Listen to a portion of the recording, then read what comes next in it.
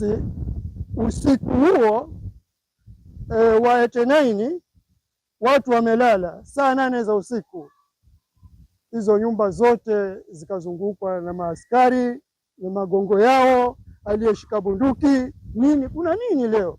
Watu wakashikwa hapo, kuanzia ground show kule watu wakashikwa mpaka kona huku, kona ya Barclays pale inakwenda Jadini, nyingine inakwenda Southern Palm.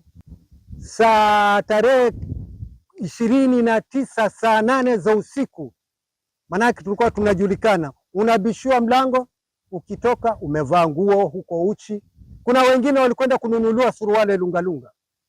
Shamba yangu ilikuwa na minazi kweli. Leo tunaenda Simoratoa, majumba yanavunjwa.